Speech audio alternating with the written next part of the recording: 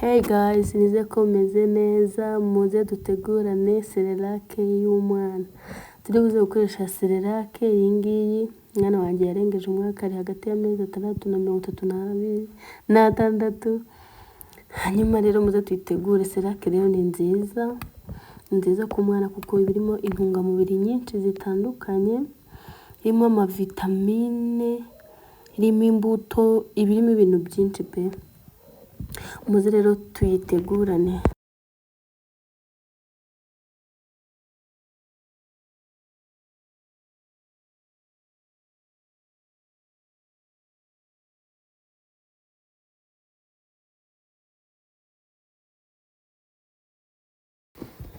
So guys, muze tuyitegurane. Turakoresha rero amazi hanyuma na Cerelac. Cerelac ni nziza, ni ibirimo ingano, ibirimo amavitamini menshi atandukanye, ni nkubwira ngo menshi, A, D, E, C, B1, B2, B3, ni menshi mbese. Ibamo ama cholesterol, ama energy, ama protein, ama fats menshi mbese. Iyi Cerelac ni nziza kuyigaburira umwana. So muze tuyitegurane rero. Iyo ugiye kwitegura rero, hano hari instruction ukurikiza. Ikintu cya mbere ni gutegura ibintu uri bukoreshe, ukabyoza neza ndetse nawe ugakaraba intoki, ubundi ugashyushya amazi akabira. Iyo amaze kubira rero, ufata amazi uri bukoreshe ukayasuka mu kantu uri bubiteguriremo, mu kantu ugiye guteguriramo iryo funguro ry'umwana. Rero hano batubwira ko mililitre 150 zijyamo grama 50. Ariko bitewe nuko umwana angana niko uzayitegura. Umwana niba atangiye imfashabere ugomba kuyoroshya, aribwo akiyitangira nyine afite amezi 6, 7. Uko agenda azamuka ugenda wongeramo bitewe nuko umwana agize ute angana. Ngiye rero umwana wanjye yarafite amezi 13. Urumva uko yaba ifashe biraba bitandukanye nuko umwana ugitangira imfashabere byaba bimeze. Ahangaha rero ninjye kugira amazi. Ngiye hano nakoresheje bibero nk'urugero, kuko iyo usanzwe uyikoresha ugenda urabimenyera amazi ukajya uyasuka, atari ngombwa kugira. Ahangaha nakagero ni nka example ndimo ndabahereza kugira ngo niba utazi kugira nawe uzakoreshe nka bibero, kuko bibero yo ibiri well labeled, ibiriho nyine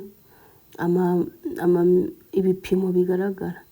Ugashyiramo ibipimo bitewe niyo ushaka kumukorera, bitewe nuko uzi ayikunda. Iyo ayikunda cyane ukora nyinshi, itayikunda cyane. Ahangaha urabona rero ngewe ninashize muri mililitre 90.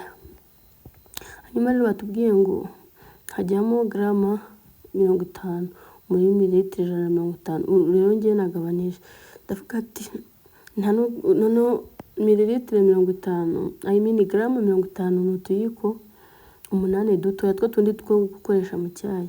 Nge rero ntabwo nari ndufite, nifite ikiyiko kinini. Ndavuga reka nkoresha ikinini, nawe utagafite ushyiramo nyine ukajya uvanga. Wabona bidafasha uko ubishaka ugakomeza upfa kuba wabanje amazi ugakurikizamo.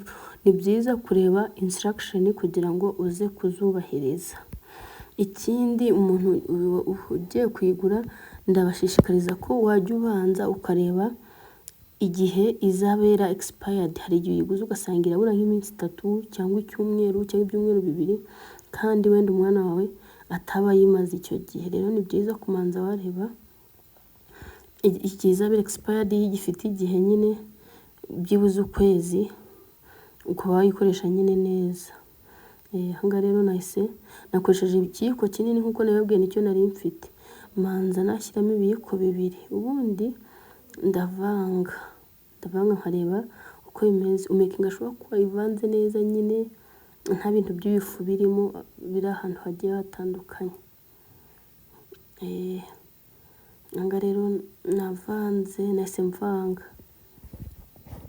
Ikindi iyi Cerelac nyine uhereza umwana nk'ifashabere, ariko utavuga ngo ubwo afite Cerelac ntabwo ndi bumwonse. Oya, ugomba kumwonsa.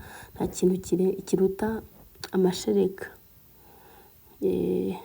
Irimo rero nkuko nababwiye, irimo amata, irimo isukari, irimo vegetable oil, mineral like calcium carbonate, irimo zinc, sulfate, potassium, irimo ibintu byinshi, irimo vitamine like C, E, niacin, B5, A, B6, B2, D3, B12, irimo fish oil, irimo n'amavanira, mbega umva it contain milk, soya and fish. Rero njyewe ndakora kwa ko nyine nabwiye ko umwana wanjye afite amezi 13 biba bisaba ngo ibe uwe amaze kuba mukuru, umuntu amukorera ifashe.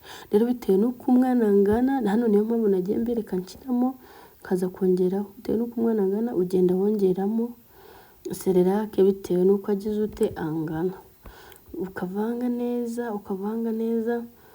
Ahangaha numvishije bitarafata uko ngize ute uko mbishaka, nongeramo iyindi. Ubwo rero ikindi ushobora kuvuga ati ushobora gufata nk'urugero, for example niba bakubwiye ngo mililitre 50 ijyamo grama mililitre 150 ijyamo amagrama 50. Ushobora gukora hajya ni regle d'etre, ukavuga mbese mililitre imwe ihwanye n'amagrama angahe, mililitre imwe ihwanye n'amagrama kuri bari makira, ugabanije wasanga harimo 0 point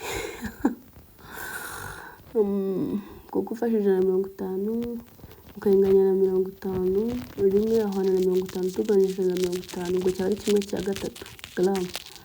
Byari nyine warangiza wagenda urakoresha ibyo bipimo, ariko umubyeyi murabizi tuba tuzi gupima ngerera ahangaha nabonye bifashe uko mbishaka, sinashakaga ibintu bifashe cyane, kandi nanone ntiyari yerekuye nk'iy'umwana ugitangira imfashabere.